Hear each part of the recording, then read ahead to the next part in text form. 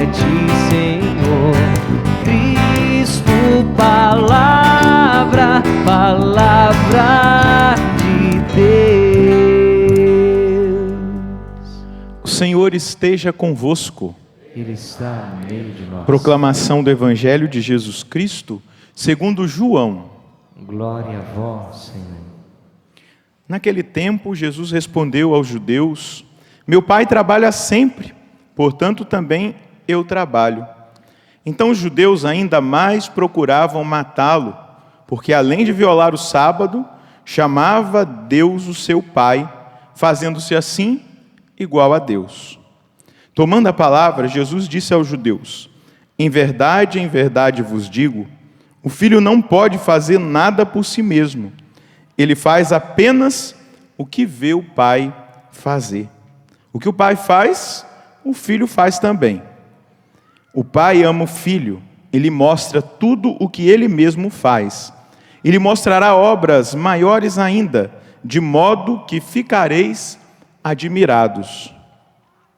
Assim como o Pai ressuscita os mortos e lhes dá vida, o Filho também dá a vida a quem ele quer. De fato, o Pai não julga ninguém, mas ele deu ao Filho o poder de julgar, para que todos honrem o Filho, assim como honram o Pai. Quem não honra o Filho, também não honra o Pai que o enviou. Em verdade vos digo, quem ouve a minha palavra e crê naquele que me enviou, possui a vida eterna. Não será condenado, pois já passou da morte para a vida. Em verdade eu vos digo, está chegando a hora e já chegou, em que os mortos ouvirão a voz do Filho de Deus, e os que ouvirem viverão.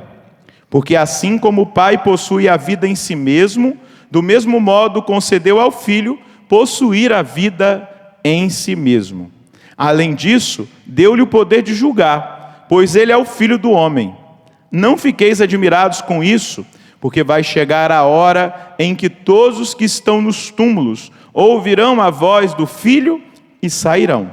Aqueles que fizeram o bem ressuscitarão para a vida, e aqueles que praticaram o mal para a condenação.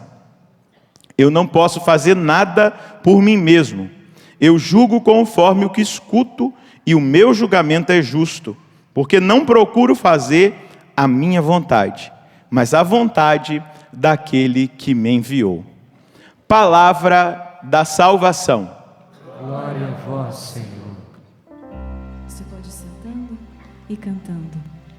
Misericórdia e piedade é o Senhor.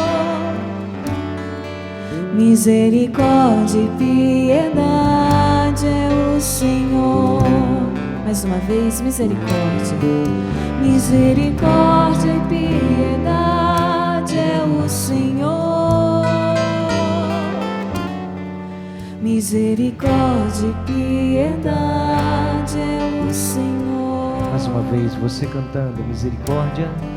Misericórdia e piedade é o Senhor.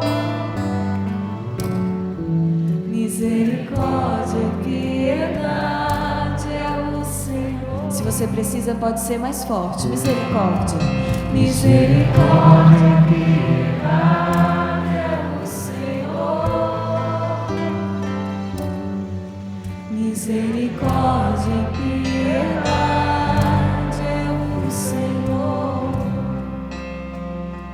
Meus irmãos, minhas irmãs, nós hoje somos convidados pelo Senhor, nessa quarta semana do tempo da Quaresma, nesse tempo de preparação, nesse retiro, que todos os anos Deus nos permite experimentar, que nós e a igreja chama e nos ensina a viver, que é o tempo da Quaresma.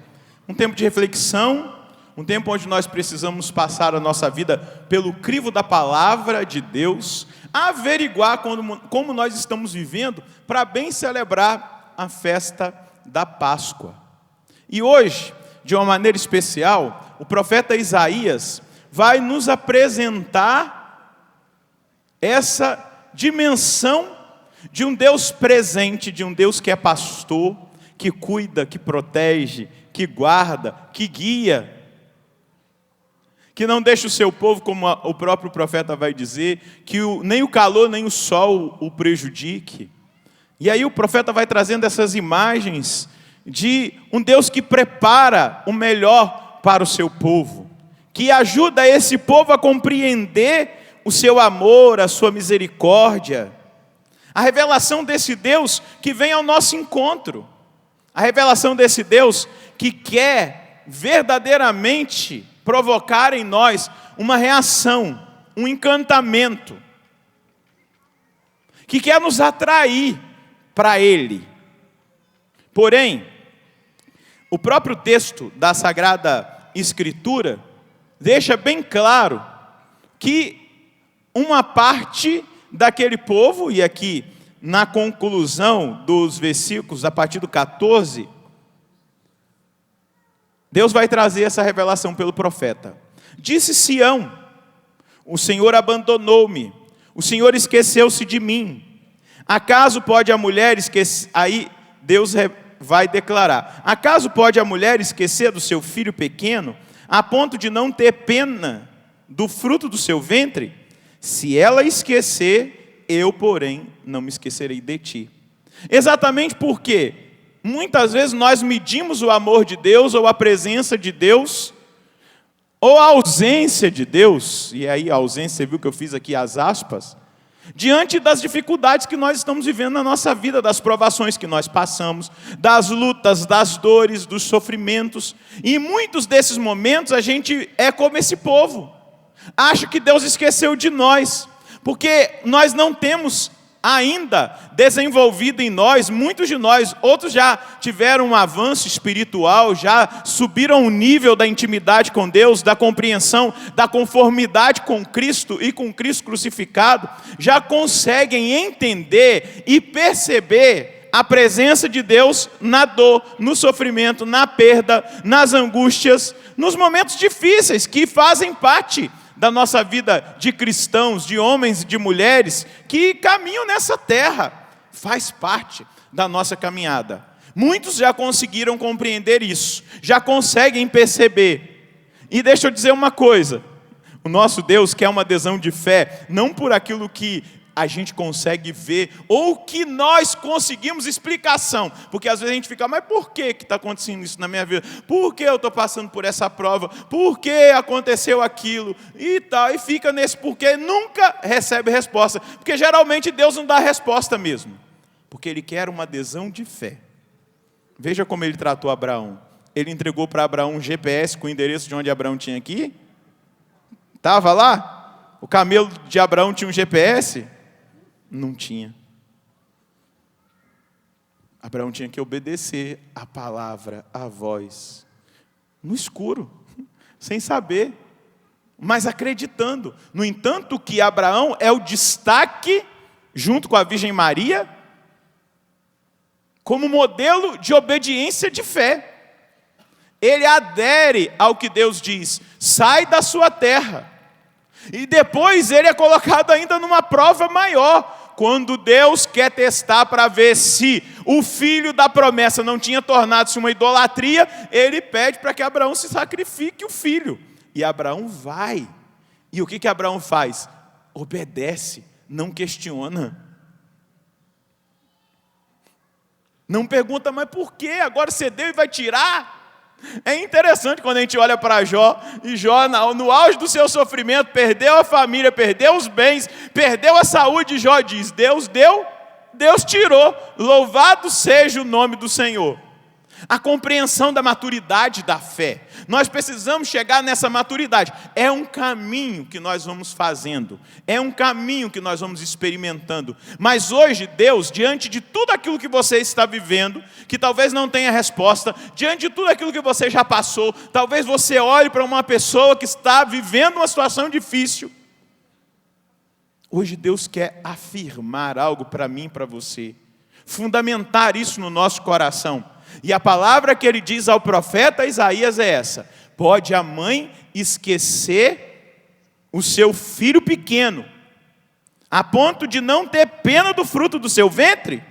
Se ela se esquecer, eu, porém, de ti jamais me esquecerei. Meus queridos, minhas queridas, Deus continua nos criando. A criação de Deus aconteceu lá, do nada Deus criou o universo, é espetacular. E aí a gente já até contempla um pouquinho daquilo que o Evangelho está dizendo, quando Jesus está falando ali para os judeus, ele está diante de uma discussão que foi levantada, porque Jesus tinha curado aquele paralítico de ontem, que nós escutamos no Evangelho, que tinha 38 anos, que estava na beirada de uma piscina, e Jesus curou no dia de sábado, e ainda mandou ele carregar a cama, coisa que não podia fazer no dia do sábado. E por que era tão intensa a vivência do dia do sábado? Era um dia de celebração, para celebrar o ato criador de um Deus que cria do nada.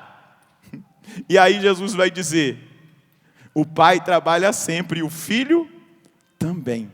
O Pai trabalha sempre. Se nós estamos aqui é porque o Pai está trabalhando. É porque Deus está mantendo o ser. Porque se Deus cochilar, deixa de ser, deixa de existir tudo. E não só mantém com seu olhar, não só mantém com seu cuidado, mas Ele ama a sua criação. Ele ama a mim e Ele ama você. Bata no peito e diga, eu sou amado por Deus. Deus me ama de verdade.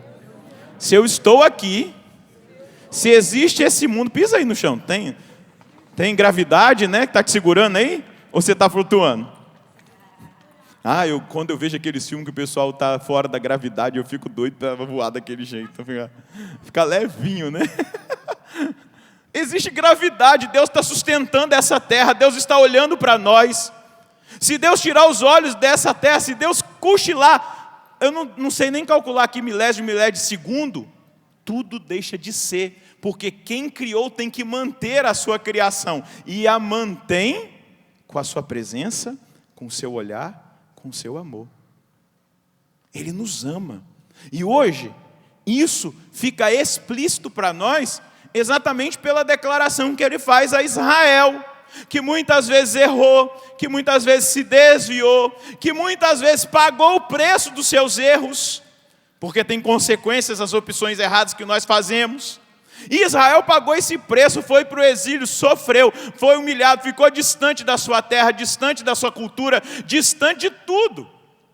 E aí, na hora desses momentos difíceis, a pergunta vem, Deus esqueceu-se de nós?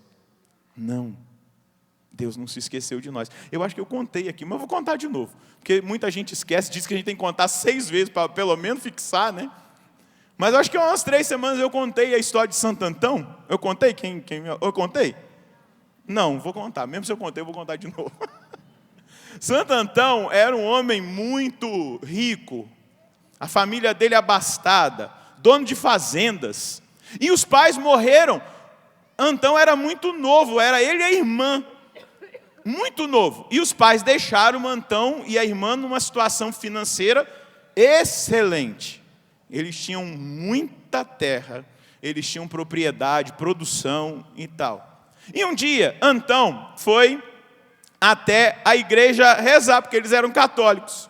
E aí, quando ele chegou lá na igreja, ele abriu aquele evangelho do jovem rico. E aí ele começou a ler. E ali ele fez uma experiência com o Senhor, com Deus. E quando ele começou a ler aquilo tudo, e que lá dizia que Jesus falou para o jovem, vai, vende tudo que tens, dá aos pobres, vem e segue-me. E que o jovem foi embora triste, então falou assim, eu não vou embora triste. Eu vou vender tudo que eu tenho, vou dar para os pobres e vou seguir Jesus. Saiu dali decidido, pegou as fazendas, vendeu, pegou o dinheiro e deu para os pobres. Foi lá ajudar os pobres. Pegou uma parte do que tinha uma casa maravilhosa, mobiliada, boa, para aquela época, vendeu a casa, pegou aquele dinheiro, entregou para a igreja, pediu para que cuidassem da sua irmã, que era menor, e então deixou tudo e foi morar no deserto. E lá no deserto ele enfrentou muitas lutas contra si mesmo, os demônios que estavam nele, que a gente tem que fazer essa leitura, né? Porque não é só o demônio que está fora que ataca, mas é o demônio que está dentro, que quer nos tirar da graça, quer agir na nossa carne. E aí não entendo o demônio de dentro, é só uma analogia, como se nós estivéssemos possuídos pelo demônio, que não é isso. São aqueles demônios, aquelas tentações dentro de nós. E um dia, Antão teve um combate muito intenso com o demônio. E o demônio se materializou para ele em vários animais: leão, pantera, urso. E atacou Antão fisicamente, ao ponto de Antão cair, perder as forças físicas, ser encontrado ali, diante daquela situação. E ele continuou a luta, até que ele venceu aquela tentação do demônio. Quando ele venceu, no lugar que ele estava, ele viu que o teto tinha se aberto em visão espiritual. Ele viu o teto abrir, os anjos ali descendo, subindo, e ele viu Deus. E ele disse para Deus: onde estavas? E Deus disse para ele: eu estava te vendo lutar, Antão. Eu estava vendo você vencer. Eu estava aqui, você não me via, mas eu estava contemplando a sua vitória. Eu estava contemplando a sua luta. Agora que eu já vi que você venceu, eu estava aqui assistindo a sua vitória. Todas as vezes que você clamar por mim, eu te consolarei. Quando você me pedir socorro, eu te salvarei. Deus está olhando a sua luta. Ele não te abandonou. Olha que legal, estão aplaudindo. Gostei. Quem ensinou isso para vocês? Deus está olhando a sua luta. Deus está com você. Ele está no combate. Mas deixa eu dizer, o milagre é uma via de mão dupla. A gente tem que fazer a nossa parte, Deus faz a dele.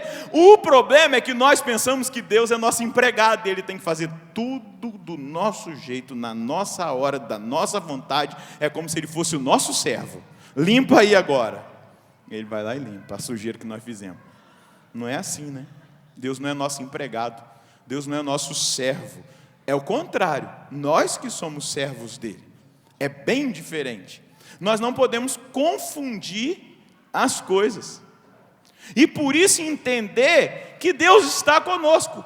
Mesmo se a mãe esquecer do seu filho que ela amamentou, de ti eu jamais me esquecerei. Fala para quem está do seu lado: Deus não se esquece de você. Não pense que Ele esqueceu da sua família.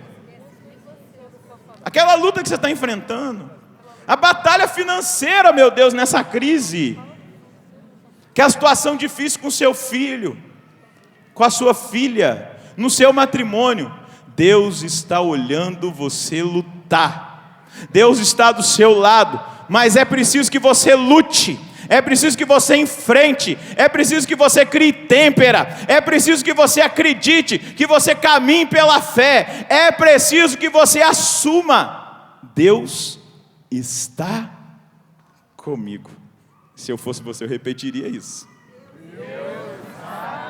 Se eu fosse você, eu repetiria outra vez. Deus está comigo. Agora, para confundir as hostes infernais, o diabo tem que saber que Deus está conosco na nossa luta. E ele sabe.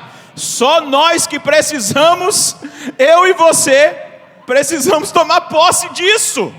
Porque ele já sabe, nós não precisamos nem falar. Só que às vezes a gente, como esse povo em Sião, como está escrito aqui, disse Sião: o Senhor me abandonou, o Senhor esqueceu-se de mim. Acaso ele vai dizer: pode a mulher esqueceu o filho pequeno ao ponto de não ter pena do fruto do seu ventre? Se ela se esquecer, eu, porém, não me esquecerei de ti.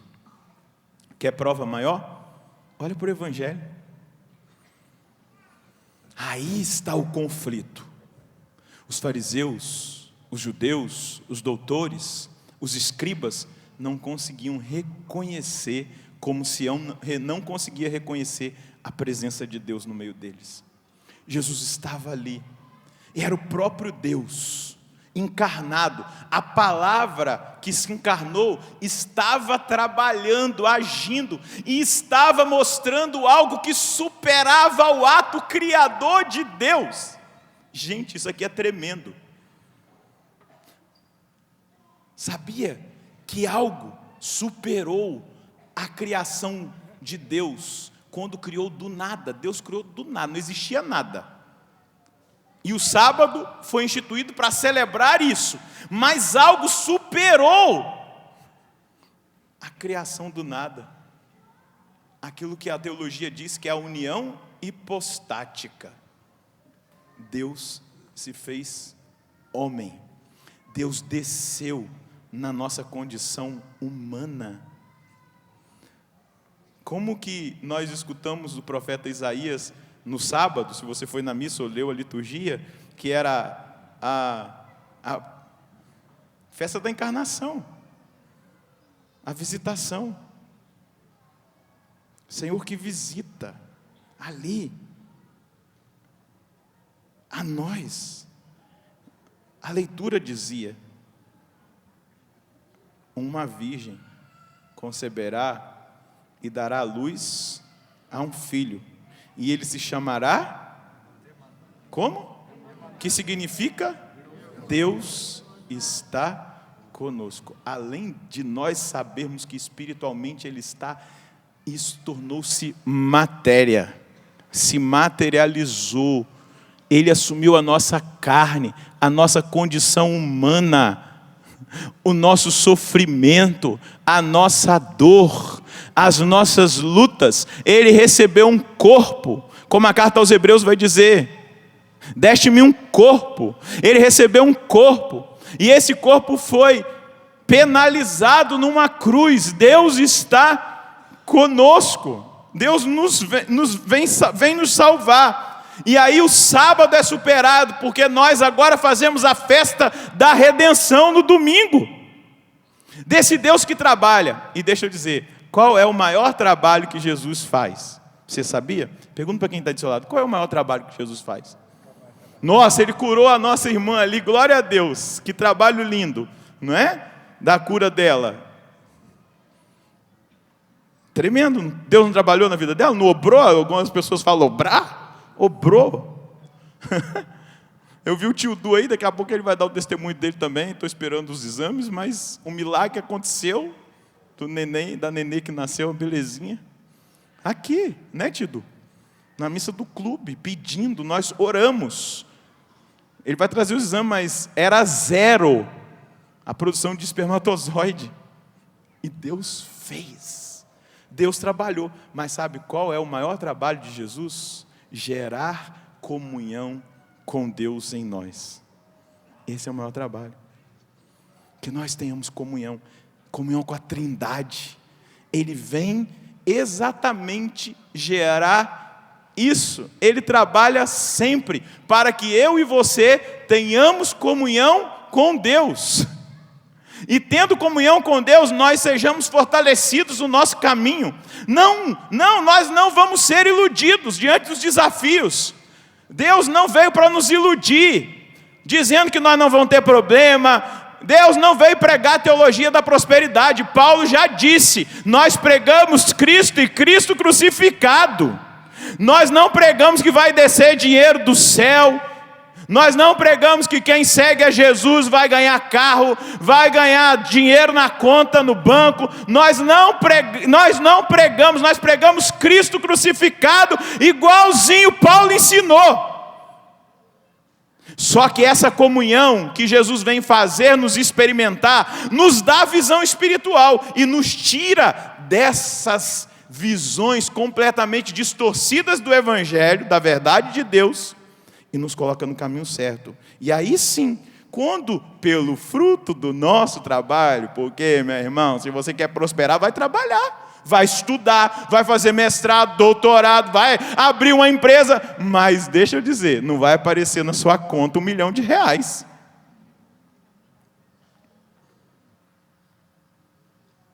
Eu vou jogar na Mega Sena. Eu conheço gente que joga tem 50 anos, toda semana, e nunca ganhou. Não estou te desanimando, não, mas prosperidade vem do trabalho, vem, do suor. Quem prospera, vai ver a história. Trabalhou. Claro, alguns ganharam herança, glória a Deus, né? Que bênção. Mas nós precisamos entender, Jesus veio para gerar comunhão, e nessa comunhão nós entendermos o mistério da fé. Nós entendermos o sacrifício, nós entendermos as lutas, nós entendermos as enfermidades naquele que levou sobre si as nossas enfermidades, nós entendermos a morte que não é fim, mas é começo. Tudo a partir dessa comunhão fala conosco. E esse que veio trazer comunhão é esse que hoje o profeta Isaías vai nos revelar. Se a mãe esquecer a criança que ela amamentou, de ti eu jamais me esquecerei.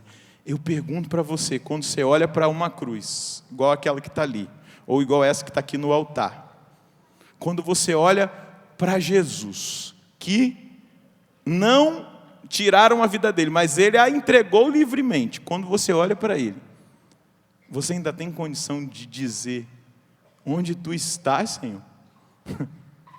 Você me abandonou? Ele já fez tudo. Ele já fez tudo. Agora é a nossa vez de fazer junto com ele. Agora é a nossa vez de segui-lo. Agora é a nossa vez de buscar essa comunhão. Essa comunhão que vai nos dar garantia de um seguimento. E a quaresma é para isso. Para que nós tenhamos a coragem de seguir Jesus, de abandonar as obras da carne, as obras mortas, das trevas, e seguir aquele que é a luz da vida, que deu vista ao cego no domingo, no Evangelho. Seguir aquele que nos chamou e que te trouxe até aqui, para que lá, quando ele vai dizer no Evangelho de hoje, eu vim para julgar, e vai dizer que os mortos ressuscitarão, uns ressuscitarão para a vida eterna e outros para a condenação. Ali está uma sentença de justiça. Nossa, mas espera aí, como? Como? Depois de tudo que ele nos deu, ele foi capaz de nos dar o seu próprio filho. Ele deixou o sacramento da penitência. Quando eu erro, eu peco, eu me arrependo, eu posso receber o perdão dos meus pecados na confissão. Ele deixou o sacramento da Eucaristia para nos alimentar todos os dias. Ele nos deixou a palavra para nos fortalecer e nós seguirmos. E aí, quando chegar lá nesse dia, quando ele tiver que agir como juiz, porque o Pai deu essa atribuição para ele, e na hora desse julgamento, quando separar os cabritos das ovelhas, os injustos dos justos, a gente vai achar que há injustiça? Não. Nós tivemos tudo. Tudo. Todos os meios de salvação. E muitas vezes desperdiçamos. Como católicos, a Igreja Católica tem a doutrina diz que a Igreja de Cristo subsiste na Igreja Católica. A Igreja Católica é a Igreja de Cristo porque ela tem todos os meios para a salvação. Todos os meios, não falta absolutamente nada. Tudo foi nos dado. Agora, se chegar lá e você for colocado para o lado dos condenados, aí, meu irmão, só lamento. Não é essa a vontade de Deus. Mas eu só lamento. Você teve tudo e não quis. E aí? Pode a mãe esquecer o seu filho? Mesmo que ela esqueça, eu jamais esquecerei de você. Talvez muitos estarão só no pensamento eterno de Deus em toda a eternidade, porque estarão longe. Mas eu creio que esse não é você e nem os que estão me escutando de casa. Porque nós vamos tomar uma firme decisão de seguimento daquele que veio mostrar para mim e para você: eu jamais me esqueci de você, eu estou com vocês, todos os dias. Mateus 28:20, até os fins dos tempos. Hoje eu estava fazendo um estudo bíblico no livro de do Êxodo, e Deus estava bravo com Moisés, não com Moisés, né? Mas com o povo, porque tinha feito um ídolo. E esse é o nosso risco, quando a gente quer criar um Deus na nossa cabeça que trabalha para nós. Aqui está o risco da idolatria. Moisés estava demorando demais lá em cima do monte. Amanhã a gente vai ouvir esse texto da liturgia. Moisés estava demorando demais lá em cima do monte. 40 dias. O povo se impacientou, não soube esperar o tempo de Deus. E aí pediu para fazer um Deus que fosse à frente deles. E aí eles rapidamente tiraram os seus brincos de ouro, suas pulseiras, tudo que eles tinham de ouro, e entregaram para Arão. Arão fez um bezerro de ouro e o povo deixou Deus para adorar um bezerro de ouro. O Deus que eles conseguiam ver, criar, tocar com a sua própria cabeça. Não souberam esperar. E aí Deus foi duro, foi firme, falou que ia começar um novo povo com Moisés. Moisés disse que não, intercedeu para o povo. Aí depois Deus mandou eles saírem no acampamento. E Moisés falou assim: a gente só vai se o Senhor for conosco. Aí Deus falou: pode fazer uma tenda fora do acampamento, eu vou ficar lá. E aí Moisés fala para Deus, aqui no versículo 15, Moisés respondeu: se não vens pessoalmente, não nos faça subir deste lugar. Eu quero estar contigo. Aliás, como se saberia que eu e teu povo gozamos de teu favor, se não pelo fato de caminhares conosco? Assim, eu e teu povo seremos diferentes de todos os povos que vivem sobre a terra, porque nós temos o Senhor conosco. E o Senhor disse a Moisés: farei também isso que pediste, pois gozas do meu favor e eu te conheço pelo nome. Moisés disse: mostra-me a tua glória. E o Senhor respondeu: farei passar diante de ti toda a minha bondade e proclamarei meu nome, Senhor, na tua presença. Que eu e você, hoje, nessa quarta-feira da quarta semana do tempo da quaresma, tenhamos a coragem de dizer para Deus: se o Senhor não for, eu não vou. Se não é seu, eu não quero. Se o Senhor não está lá, eu não vou, eu não estarei. Eu só estarei onde o Senhor está, onde a sua santidade se manifesta. Onde a sua santidade não se manifesta, eu não estarei, porque eu não caminho sem o Senhor. Feche um pouquinho os seus olhos na presença do Senhor. Traz sua mão sobre o seu coração. Eu queria que você agradecesse. Às vezes a gente pede bastante, né? E eu peço junto com vocês, por vocês. Porque eu sei que nós também temos essa liberdade diante do nosso Deus. Mas eu quero convidar você a agradecer a Deus pela presença dEle na sua vida. Pelos momentos que você consegue reconhecer, mas pelos momentos que você não consegue reconhecer. Como então, escuta Deus dizendo para você agora: eu estava vendo você lutar. Eu estava contemplando você vencer.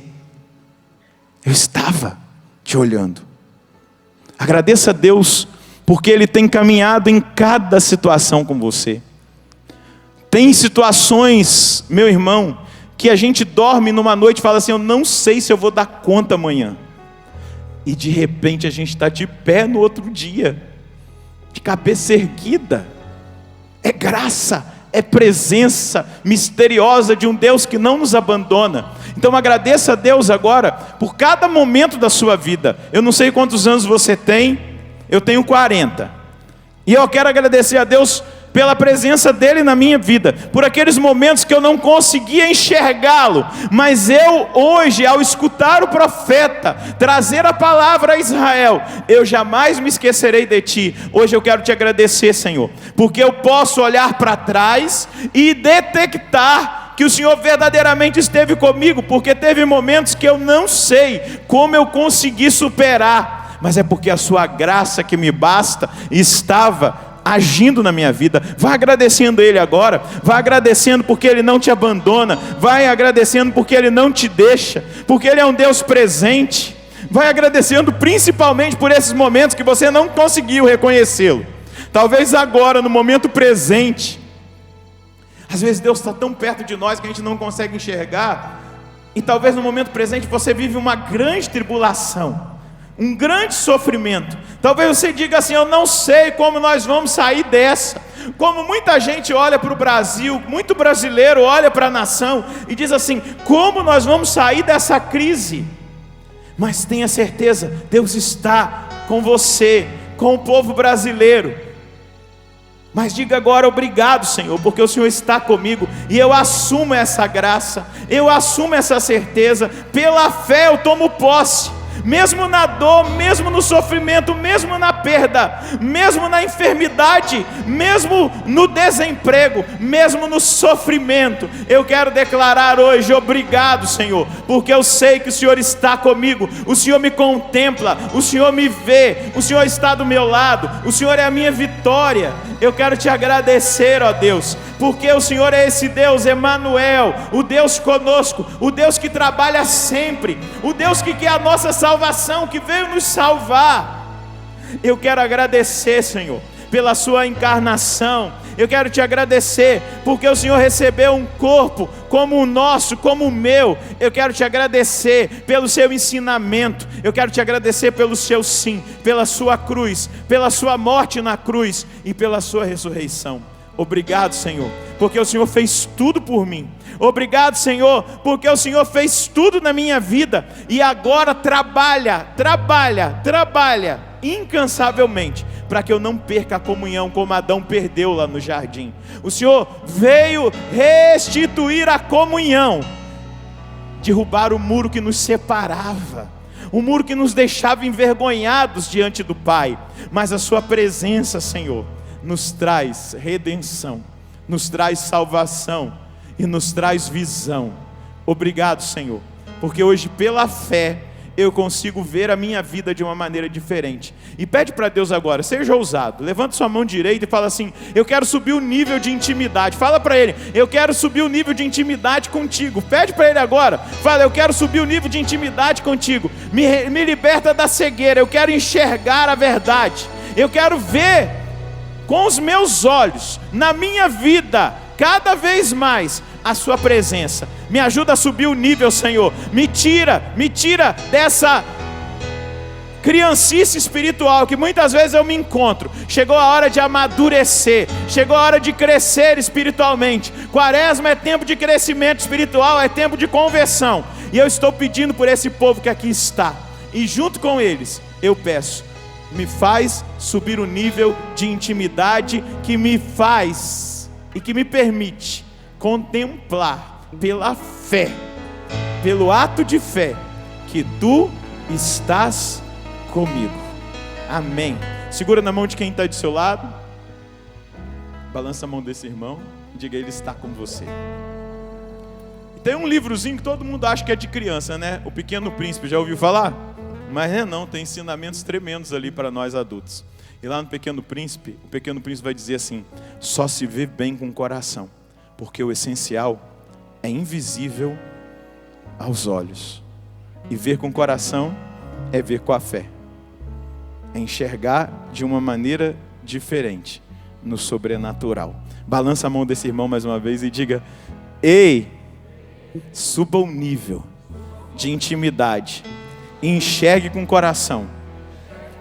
Deus está com você. Ele nunca te abandonou, nunca te abandonará. É Ele que te mantém, e é Ele que vai fazer você chegar até o fim, até o último dia, olhando para a cruz, muitas vezes pregado na cruz, mas Ele estará com você. Amém. Dá um sorriso para Ele e diga: Deus abençoe. Balança a mão dele e diga: Deus abençoe você. De ti eu jamais me esquecerei. Louvado seja nosso Senhor Jesus Cristo.